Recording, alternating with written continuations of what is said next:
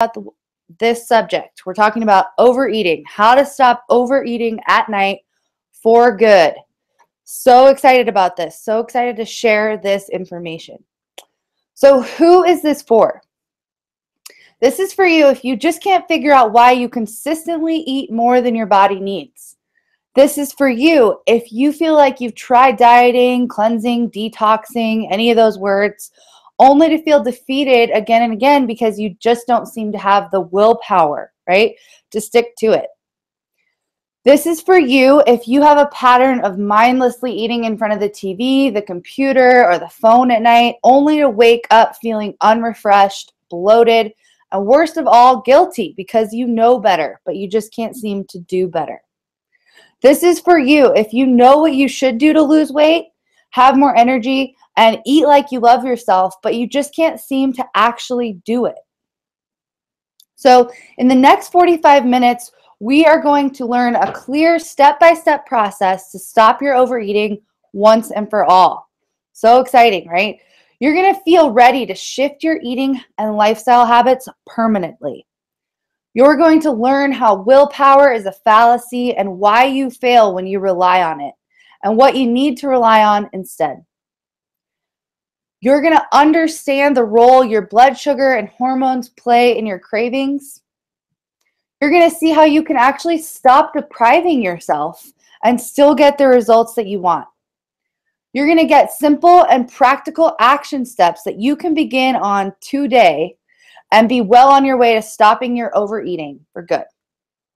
You're going to learn how to stop making fear-based choices around food and start living again. This is a big one because a lot of my clients, they're so wrapped up in their heads about food and what they should be doing, what they shouldn't be doing, that they don't have a lot of time to live, to actually enjoy life.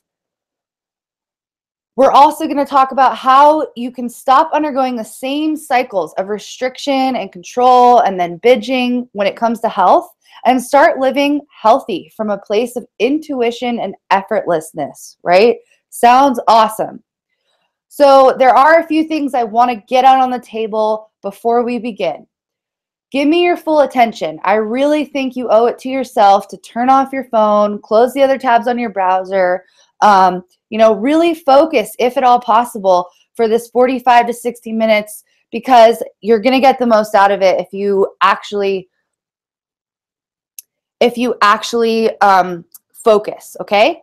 So you have to want to change as well. All these steps that I'm going to give you and this information I'm going to give you today, it won't matter unless you really, really want to change. You have to be ready to work hard, but not in the same ways that you've worked hard before. Now, this is key. I'm not going to ask you to put more willpower down, to strive harder, to effort at stuff more. This is going to be hard work, but it's not in the same way that you've done before. You have to be open to trusting your body. If you're not open to that idea that might be a good idea, this isn't for you because we are going to talk about how we can trust our body to bring us to the right place. There's also no silver bullet. If anyone tells you that there is, they're lying. Overeating and emotional connection with food is complicated and individualized. The results of my process and my work with clients are individually tailored. So I'm going to give you the background to these 3 steps, but there's always going to be an element of individual adjustment. And this goes along with that silver bullet thing, is that, there are some great guidelines here, but a lot of times we are individual people and we need to take that into account as well. Your success is totally up to you. So I can give you the process, I can show you the door, but your success is totally up to you. So does this sound like you? You begin diets with the best of intentions, and diets can be interchanged with the word, cleanse or detox or program or anything like that. So you begin diets with the best of intentions, but you always seem to fall back into overeating. Then you blame this on the fact that you didn't try hard enough. Next time, maybe you're going to try harder, right? You think that you fail at diets because you lack self-discipline and control. You never quite feel satisfied on any sort of diet or lifestyle plan, and you eventually lose control and end up going back to your old habits. with a lot more confusion and guilt, right? You look at old pictures of yourself and you wonder where that thinner, happier version of you went. I know I used to do that all the time. I'd look at pictures of myself and be like, man, what happened to her, right? So the real question is here is, do you feel out of control around food? Now, the real problem is you don't know the facts around cravings, binging, and overeating. You're relying on willpower. We're going to talk a lot about willpower and why there's a huge fallacy around it. You don't have a clear-cut plan. This is another huge issue that I see with people. They're like, I want to stop overeating, but I don't really have a way to do it. Well, I'm going to show you a way to do it today. You judge yourself harshly and have not developed a deep-seated trust of your innate body wisdom to tell you what you truly need. So you don't trust your body. You don't trust your desires in any way. And there's reason for that, and that's okay, but that is the real problem that's going on.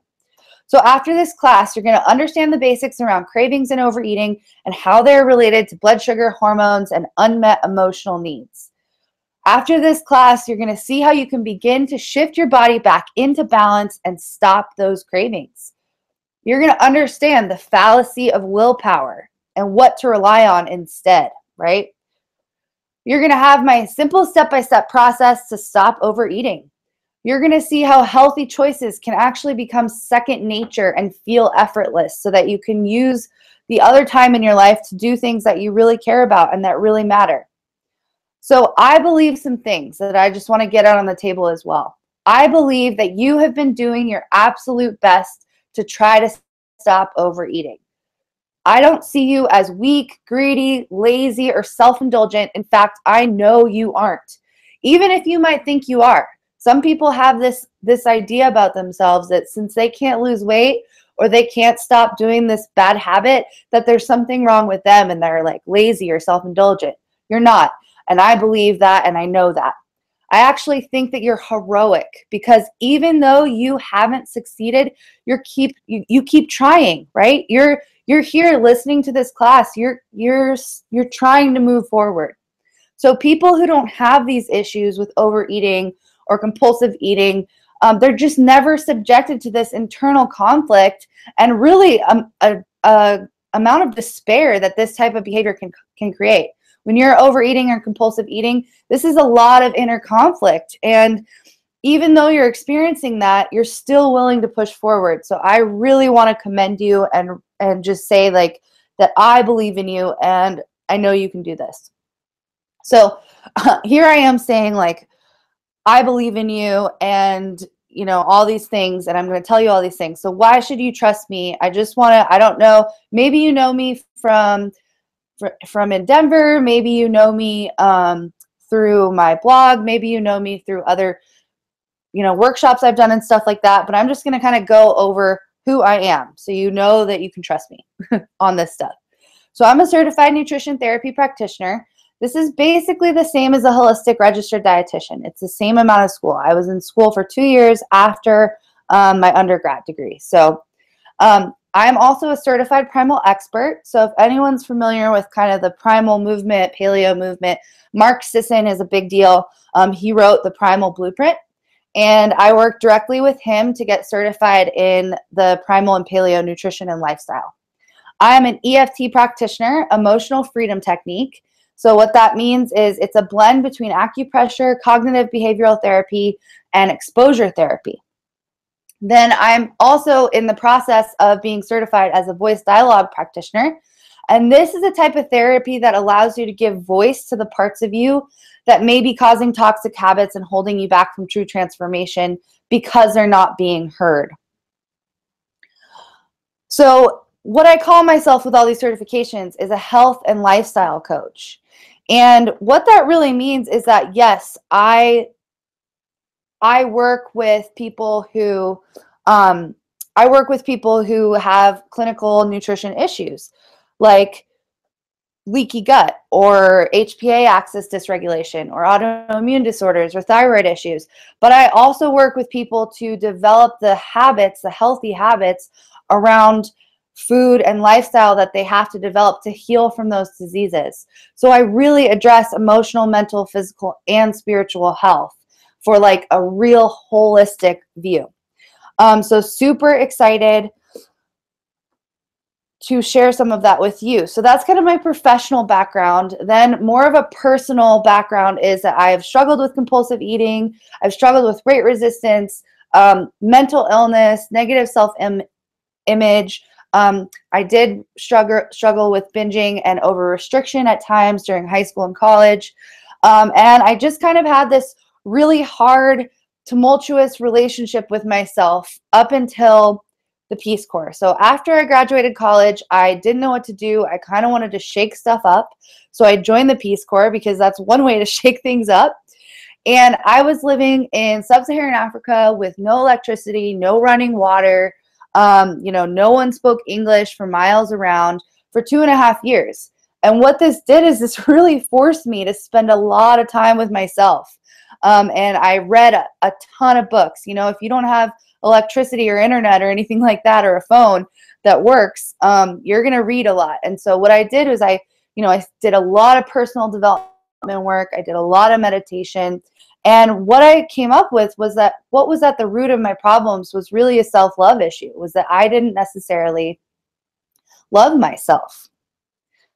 So after I discovered this, I found my way out slowly and sometimes quite painfully, but always with the determination to love myself through this whole process. So as this happened, I vowed to myself to spend my life teaching others how to do the same through gaining the formal education that I do have, and then through my own continual personal development. If you ask my husband or my friends, they'll tell you I am like a personal development like junkie. Like I'm always doing it. And I think it's so important for my work to stay inspired and to keep being able to work with people and help them through their own personal development process. So I help women and some brave men live life on purpose and learn to love themselves unconditionally. And I am just so passionate about it and so excited. So let's get into this actual step-by-step process, right? How did I discover this process? So after I stopped my own compulsive eating, working with a bunch of clients with these kind of disordered eating habits, and really digging into the research around the root causes of emotional eating, binge eating, compulsive eating, and even just consistent overeating where you're eating things that your body doesn't need and there's that disconnect. I've developed this streamlined 3-step process that consistently delivers successful results. So I'm going to walk you through this 3-step process so that you can use it on yourself. Step 1 is identify the cause, right? Before we fix the problem, we got to know what's going on. So there's kind of 4 things that I go under with this step, and that's emotional versus physical hunger. That's tracking your daily routine, figuring out what's going on in your daily routine, understanding your hormones, and then understanding this willpower fallacy. So the difference between emotional and physical hunger is, physical hunger normally comes on slowly. It's for its more substantial things, maybe like protein and fat. Or does it come on quickly? Because that's more of an emotional thing. If you have an emotional trigger for hunger, it'll probably come on pretty quickly. You'll probably be craving things that are sweet or salty, definitely non-substantial, right? So did you eat enough calories during the day? This is one thing that we talk about in the tracking your daily routine step, because a lot of times people will restrict themselves so much throughout the day that then they're starving at night. So there's no wonder they're eating a ton at night, right? So start to become aware of these patterns around how and when you eat.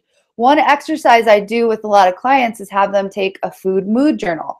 So every time they eat, they write down how they felt before, they write down what they ate, and then they write down how they feel after. And this can really start to, it's very simple, but it can really start to allow you to see, what your patterns are around eating. So when you find yourself craving something, ask yourself, do I really want this? And you'd be surprised at how much that can really create a pause And you'll find yourself saying, no, I don't really want this. I want something else. Maybe I wanted to connect with a friend or something like that. So you'll be surprised at what you find when you actually take this slight pause. So why do we crave food when our emotional needs are not being met, right? I think we can all agree that there's definitely an emotional component to eating, and food is nourishment. It's really the way that we connect with the world, because the world grows things, animals or plants, and we eat them, and that is a connection to, this bigger thing. It's a spiritual kind of connection, right? So it makes sense that we crave food when our emotional needs are not being met. So when access to the true need is being blocked, the desire is deflected to food. Now, this is a little diagram, really simple, obviously. It's from the book Transformational Weight Loss by Charles Einstein.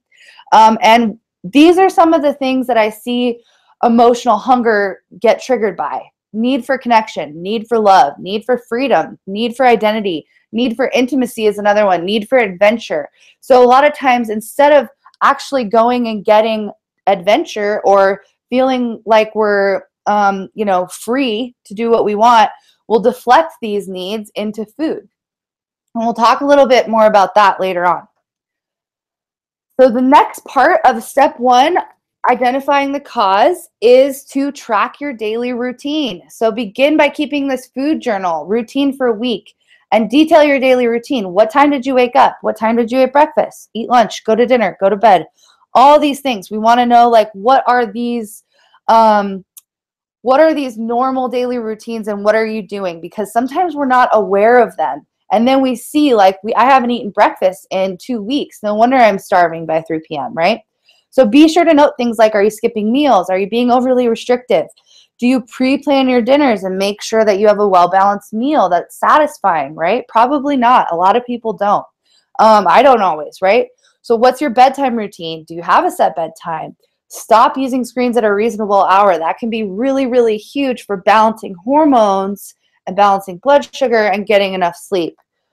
So this is my first case study I want to talk about. Carly, she was a client of mine and she couldn't stop binging at night. That's kind of why she came to me. She would start cleanses, detoxes all the time, and she was actually pretty good at them. She didn't really have too much of an issue sticking with it, but even when she did follow through on the whole program, immediately the day after she would lose all of it and just stuff her face with anything that was around. So she was tired of this pattern.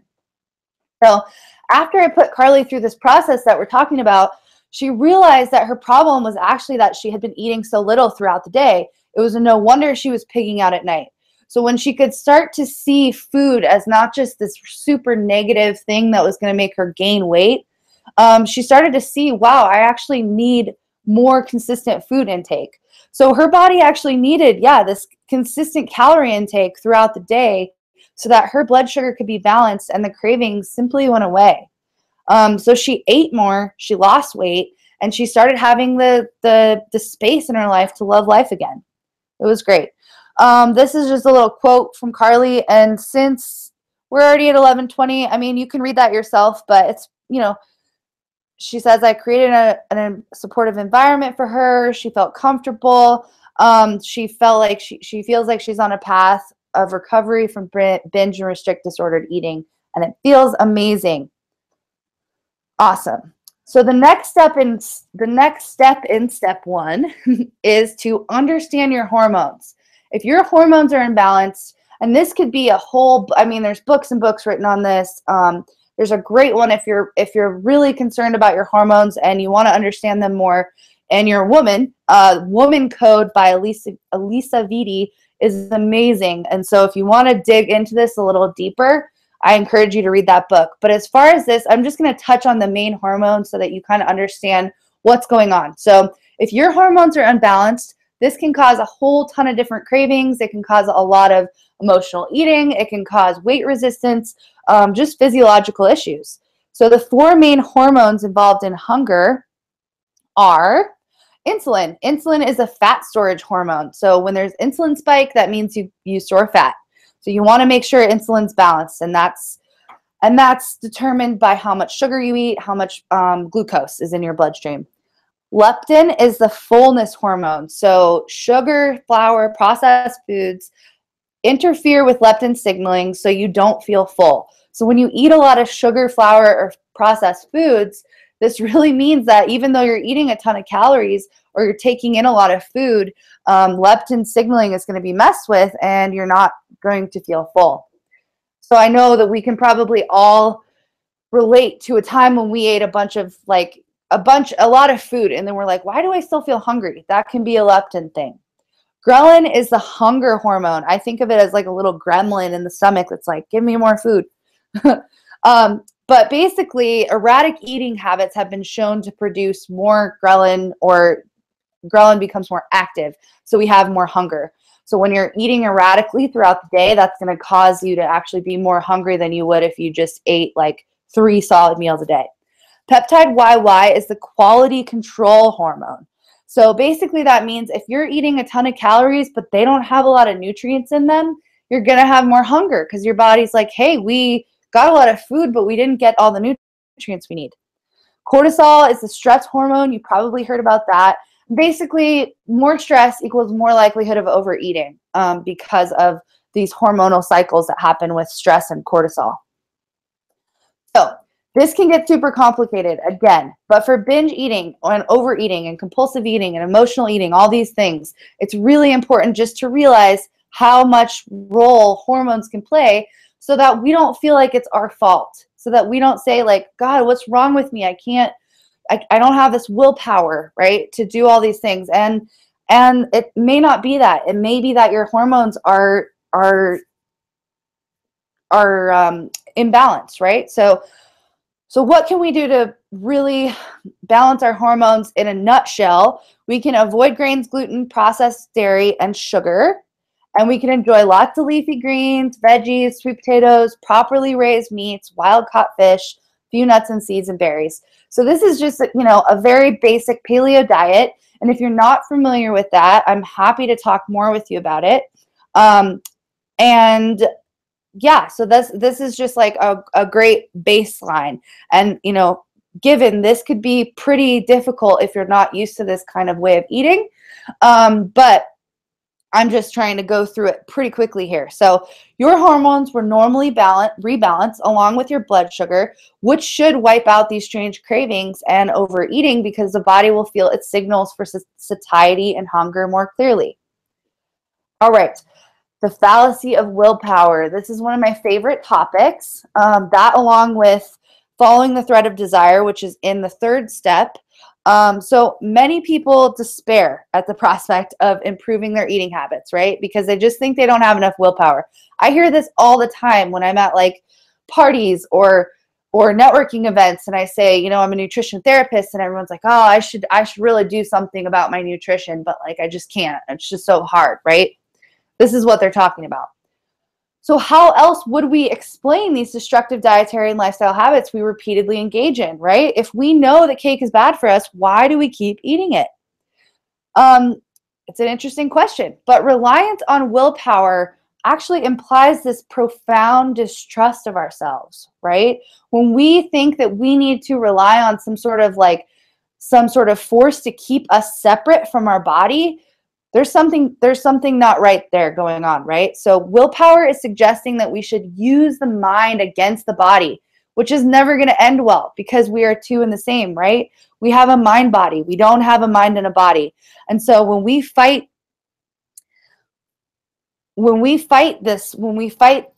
with ourselves, when we create a battle within our own bodies, then it's just never going to end well. So not trusting our bodies and disconnecting from them has gotten us into this mess in the first place. The fact that we don't trust ourselves and we can't listen to ourselves is actually why we have, these crazy cravings like for donuts and, tons of cheese and that kind of thing. So we need to completely let go of this idea that we need to will through and commit to trusting ourselves. So this is what we use willpower for instead. We don't use willpower for forcing ourselves to do things we don't want to do, but we use it to completely commit to trusting ourselves and to communicating to ourselves and following our inner guide. So if you're just going to try harder next time, isn't that just like trying harder at something that doesn't work, right? If we think about this, if we do something and it doesn't work, whatever our goal is, that goal doesn't get reached, and then we say, well, it must have been my fault. I didn't try hard enough. I'm just going to try harder next time. But really, that's just trying harder at something that doesn't work. So our body wants to be healthy.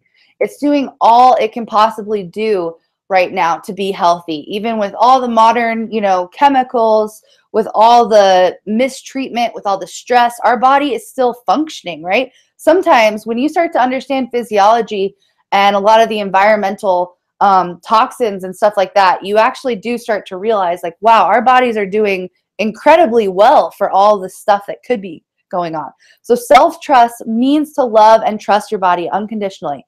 I remember when I was talking about my personal journey, this is what I came to, right? This is the type of stuff that I was getting into. It was like, it's not about fixing myself. It's about loving myself. So you've been denying your body for so long that it's got to have those big cravings. It's got to say, like, I want a donut. It's got to scream at you. So it's like you're a pressure cooker, and to let steam out, you're going to have these cravings once in a while. But if you plug that steam valve and say, no, you can't have pizza, you can't have ice cream, you can't have anything sweet, then you're going to blow up. You're going to have these really, really strong cravings. So this step, when we are exploring this idea of the fallacy of willpower within our own lives in a practical way, that this might mean that you eat a pint of ice cream because you're committed to trusting your body and it really wants ice cream. But eventually, you're not going to want a pint of ice cream because you're really going to start to connect with what that means for your body. And your body doesn't actually want those things. Our body doesn't actually want unhealthy things. It wants us to be healthy. So start to really notice your cravings. Are they emotional? What are you really hungry for, right? And this is what we're going to start to talk about in the third step as well. But try indulging in your cravings without judgment and with true enjoyment, right? Enjoyment. What if this was about enjoyment? Then when you find yourself judging yourself, love that judgment. Love it all. So it's like, it's about completely accepting, because this is not something we've done before. We have not completely accepted ourselves and allowed ourselves to be exactly as we are before. We have tried pushing ourselves, efforting ourselves. We have tried all the diets. We've tried all these things before. So let's try something different. Let's not be insane and keep trying the same things and expecting different outcomes, right? So you're going to receive a link to a mindful eating video in the email after this online class. And this is going to be a way to kind of practice how to mindfully eat. Another thing you can do here is to commit to a daily mindfulness routine that maybe doesn't have to do with food, because that's going to start to leak into the food. It's going to start to leak into all the other parts of your body. And it really allows you to connect your mind and your body and start to trust yourself more. And that's the key here. So the proper function of willpower and self-discipline, like I said, is to extend the wisdom and insight into times of imperfect clarity, to remember and apply the messages of one's inner voice. So when we eat a pint of ice cream, and then instead of judging ourselves, we accept it and we feel how that pint of ice cream feels in our body, it probably doesn't feel very good. And then when we actually integrate that experience into our body, we're not going to want to do that same thing again. I promise. I promise, if you really feel the way it feels to eat a pint of ice cream, you're probably not going to want to do that again for some time. And so this is where we want to have the function of willpower. We want to say, remember that last time when I ate ice cream and it didn't feel great, and my inner guide told me that was not something I want to do again? That's when we exercise willpower. So in eating, discipline actually comes naturally when we integrate into present awareness the full experience of food. So when we fully experience food, when we mindfully eat, we actually integrate how that's going to sit in our bodies, how that's going to nourish us, and we start to want nourishing food. This is why true discipline is really just self-remembering. All right, this is case study number 2. I love this photo of her. Fiona came to me because she was having a lot of physical symptoms. She was overweight, she felt uninspired, she had thyroid issues, and she just felt constantly fatigued. And this wasn't her normal self. She said that she had been a very active, ambitious, and energetic person. She tried a lot of diets and protocols in the past, but she found them to be too much work and always fell off the wagon after about a week or so. So she had some obvious clinical nutrition issues that needed to be addressed. Her thyroid, an autoimmune condition, required specific dietary requirements. And since she didn't have a lot of issues with restriction, then we could do that kind of dietary thing. But she was also relatively aware that she was what she should do, right? She had done a lot of diets and protocols before. She was aware about the autoimmune protocol, but she just had a hard time sticking to it. So she needed some serious accountability, which I can give, which is more of an individualized thing. But she also needed to come into habit change gently and be shown that she absolutely had the ability to make the changes she needed to. The issue was that people were telling her what she should do. They were just giving like they were giving her a sheet of stuff and she was just overwhelmed. So as we worked through this 3-step process, she started to see that she had been identified as a sick, overweight person for a long time. And she realized that if she was going to make true change, she was going to have to stop identifying as the victim of external circumstances and start owning her cravings, owning her habits, right? She was going to start accepting herself the way she was. And that's what I'm talking about with the fallacy of willpower. So if she hadn't sought out support, Fiona and many of my other clients would be stuck in these same cycles. So here's her little review. So she was focused on just losing weight, and I made her realize that, lifestyle habits had a lot to do with it, and she's just saying that I'm positive and supportive. So, all right, step 2, change your eating patterns. And this is obviously, we all know this, but so how do we do that is the real question. And that these are these 4 sub-steps. So eat a breakfast with protein and fat. Purge junk food from your cupboards and house. You've heard that one before, I'm sure. Eat and drink consistently throughout the day. And then think addition, not restriction. So eat a breakfast of protein, fat, not carbs. This is going to do wonders to balance your blood sugar first thing in the morning. Oops. Okay, this means stuff like eggs, avocados, greens, properly raised bacon without nitrates. If you don't have the time to cook breakfast, go to bed earlier and get up earlier so you do. You can't make changes until you make changes in your life. There are obviously some shorter things you can do. You can hard boil eggs. You can make like some egg muffins. You can definitely make like smoothies with lots of fat in them. I have a smoothie right here next to me, actually right now. And change doesn't happen unless you make the changes to your daily routine. So you have to just make this a priority. That's what I mean about when I say you have to want it or you have to do the work. You have to change yourself to actually change. Purge junk food from your house, your desk, your cupboards. If you don't have it at your fingertips, you're simply going to be a lot less likely to start putting it in your mouth. There's no doubt that junk food has an effect on our brain, has an effect on our hormones, has an effect on all these things. So if you stop eating it, a lot of times the cravings get less after a while. So if your kids, family, I always hear this, but my husband likes cookies. Well, he doesn't need cookies either. So you can take a stand and you can say, we're not having these things in the house anymore. I believe in you. You can do it. And if they absolutely need it, they can get it themselves.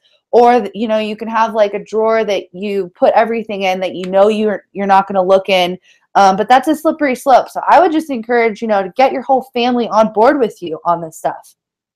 And then if you want something so bad that you actually have to leave your house, then you do the mindful eating, right? You practice non-judgment. You go and get the thing, you eat it, you enjoy it, and then you integrate the experience.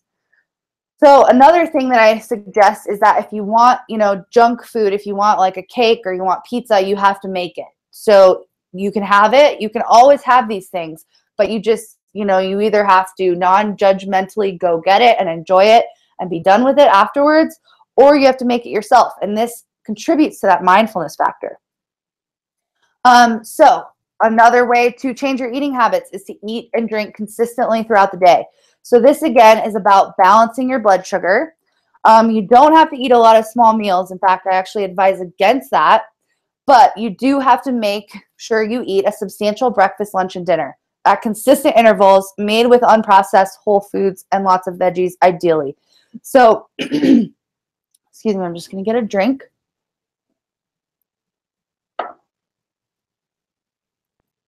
So, yeah, I don't want you to eat a lot of small meals. I want you to eat substantial meals, but make sure that you're doing that and make the time to do that, right?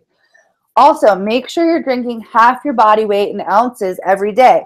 When we have these messed up signalings around satiety and hunger, sometimes when we're thirsty, we actually think we're hungry. So being hydrated is super important. Another quick tip here is just to brush your teeth after you finish eating dinner. That really helped me actually, because after I brushed my teeth, I didn't want to get my mouth dirty and then go to sleep. So I wouldn't eat stuff that I maybe would have before. The last thing is just a kind of mindset thing, and it's think addition, not restriction. So when we're changing our eating habits, it's so important that you focus on what you're adding to your life. What you're focusing on is positive, not the negative. So you're not thinking about, man, I can't have pasta, I can't have bread. You're thinking, I'm adding these new foods to my diet, or I'm adding more health to my life. I'm adding more energy to my body. I'm adding more love to my body, right? We're not thinking about how we're restricting ourselves. We're thinking about what we're adding into our life. So this is, in the mindset of restriction and addition, it can really transform the process of habit change.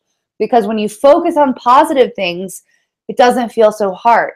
And this is really, in a greater sense, scarcity versus abundance, right? It's like, are we scarce or are we grateful and abundant? So keep that in mind when you're starting to change your habits. So this is the case study number 3. This is Heather. She had a history of binging and restriction. She had a really negative self-image, had a lot of hard times with that. She was doing a lot of really healthy things, though. She was working out. She was eating a paleo diet. She was finding a new career she was passionate about. And she was working with a psychotherapist as well as me. So she was really on top of it. She was ready to get healthy, motivated, right? So when we started working together and began this 3-step process, and within just 2 weeks, she saw shifts in her relationship with food. She had this thing where she said, I used to be able to get cereal and I would just eat the whole box if I even had it in the house. And she said, I got cereal because no judgment. And I had a bowl and I was done and I put it in the dishwasher and I walked out without even thinking about it. And for her, that was so huge, right? So because it was, it was not just about her eating habits, it was also about her lifestyle habits. But after 3 months of work together and going through this process, she lives fully and she hasn't binged or obsesses about food. This is what she said. She said, working with Clara opened my eyes to all the negative self-talk I was subjecting myself to for my whole adult life. Who can relate to that? I can, for sure. During working with her, I was finally able to see my habits for what they were and in effect saw that I could simply leave them behind. And I felt that working with Clara was similar to a rebirth in a sense, because I was able to actually become a new person, but still have incredible compassion for the person I was before. Now that just leads so well into this step 3, which is transform your life. And this is true. You are not going to be the same person you are now if you're done with overeating, right? This is not, you're going to actually change through this process. And that's not saying that you need to change. It's just the way things are. When we start to move forward, we actually transform ourselves. So judgment detox, following the thread of desire, building a spiritual connection to yourself, and getting support. Now, these are the 4 steps underneath this step. So, judgment detox. What am I talking about? Most of my clients, I ask them to go on a 30-day judgment detox. And what this means is that for 30 days, you do not judge yourself or other people, but this is mostly about focusing on yourself. And that means that you can eat whatever you want. You can do whatever you want. You can exercise as much as you want. And you just really practice this forgiveness and non-judgment. So there's this really interesting study between judgment. They looked at cells in people's bodies and they thought different thoughts at them. And when they thought positive thoughts, loving thoughts, the cells would actually move closer together. And then when they would think judgmental thoughts, the cells would actually disconnect. They would actually pull away from each other. And what was I talking about with the food and the connection to the earth, right? This is our connection. And when we judge ourselves, we're actually disconnecting from ourselves, right? We're not whole. When we're talking about whole health, we're talking about acceptance. We're talking about the whole of us. And so judgment is really, really negative, as far like on a physical level, as well as on a mental and emotional and spiritual level as well. So the way that we can turn judgment into a positive is through this forgiveness practice. So what I say is, you go through this 30-day judgment detox, and then every time you're judging you find yourself judging yourself, you hear those negative, critical remarks, you say, I do not judge myself. I forgive myself for what I have created with my judgment. I accept myself. I embrace myself. I free myself. I give myself blessings of playfulness, love, acceptance, whatever you want to say there. And this really allows us to, we have a judgment and we turn it into a blessing. And this allows us to use our judgment to actually sharpen our loving skills, right? Because every time we judge ourselves, it's a chance to give ourselves a blessing. All right. Following the thread of desire is the next thing. And this is another thing I really like to talk about because it has to do with the willpower fallacy. So it happens within the judgment detox, and it's kind of like the next step to relinquishing willpower. So we have convinced ourselves that we are not trustworthy when it comes to our own health. And when it comes to our own health, and we reach for external rules, right? We always want to say like, I should do this, I shouldn't do this. If I do this, then I'll do this. It's insane. The only true authority we have on our own health is ourselves, because we are so bio-individual. There are templates that work for most people, and it's like this 3-step process, right? This is a good 3-step process, but it can be individualized. It needs to be, because we are individuals. So, however, we have this idea that our desires are going to be detrimental to our own health, and we have that ingrained in us. I mean, we think that if we let ourselves feel what we want to feel and desire what we want to desire, we're all going to be like in bed watching cartoons all day with ice cream and pizza all over the bed, and we're going to be super fat. And that's what everyone thinks is going to happen. And that's just not true. Our bodies can be trusted, right? So when we're talking about starting to practice self-trust and developing this intuitive guidance, we need to start to get curious about our desires. And most of all, we need to allow our desires. So it's like how we need to allow our cravings, right? And so following the thread of desire doesn't mean that you act upon every desire. It doesn't mean that I feel like I want pizza, so I get pizza. You can do that at first with the willpower just to get used to the idea of trusting yourself. But it actually means kind of almost the opposite. It means that you notice and you allow your desires instead of denying them, but it doesn't mean that you go and act on them, right? So you begin to follow them deeper and deeper until you get to the real root desire. So a lot of times when we want pizza, it's not necessarily that we want pizza. It's that this is a great example. So you get home from a long day of work, you really feel like you desire to sit down on the couch, watch bad TV, eat a tub of ice cream. That's probably not what you desire. If you stop and you feel the desire, you don't push it away and judge yourself, or don't completely ignore it and just go for it. You feel the desire. Why are you feeling that way? Chances are that you really are feeling not taken care of, right? You had a long day at work.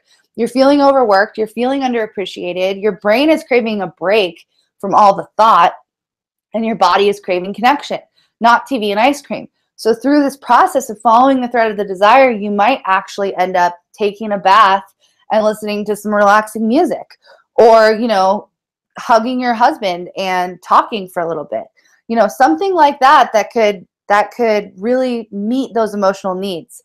So this again is from Transformational Weight Loss by Charles Einstein. And it's just a really simple diagram about how we have a need, then we have a desire, and then we get the object of that need. And then that's the proper process, right? That's being at peace with your desires because they come from a need. We don't just have random desires. They're because of a need. That's something we need to understand. So when we have a need and it generates a desire, but we don't reach that need, right? Say we need connection, but instead we get food, so we substitute something in for it, then that'll temporarily numb you, and then it'll go back. You'll keep desiring it. You'll keep having this cycle until you actually meet the need, right? Until you meet that need. So that's just something to think about. All right. Building a spiritual connection to yourself. Now this step, sometimes people are like, what? I don't like that.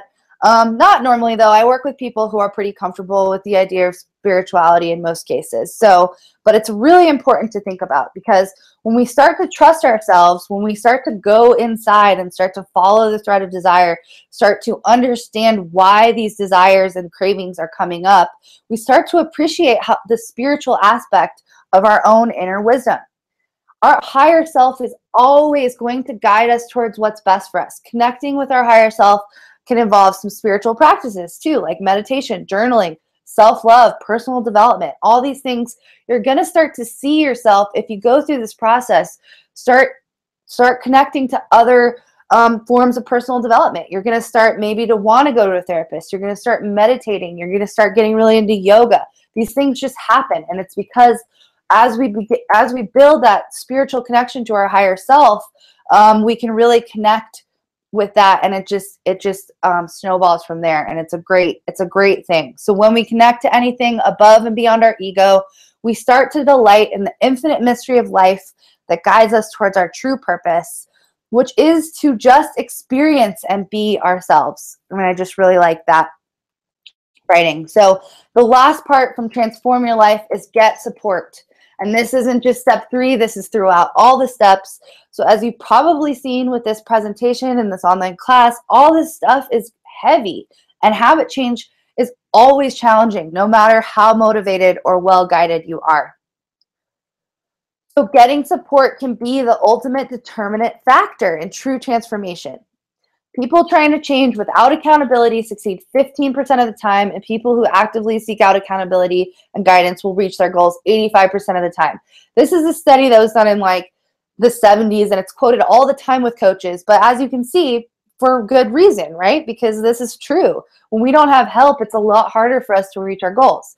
So what is transforming your health worth? What is being more active, less stressed, less worried, less preoccupied, and more present worth to you?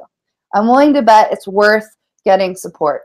So today, I promised you would learn a clear step-by-step process to stop your overeating once and for all. That you would end this online class feeling ready to shift your eating and lifestyle habits permanently. I hope you feel that way.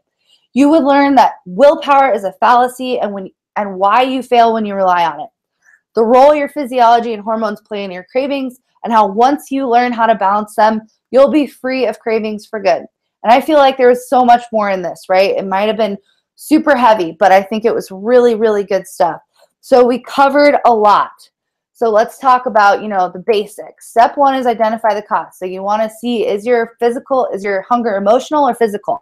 And you can do that by tracking your daily routine, kind of understand some of these hormones, and that none of this is your fault, that your blood sugar and your hormones have so much to do with what you're craving.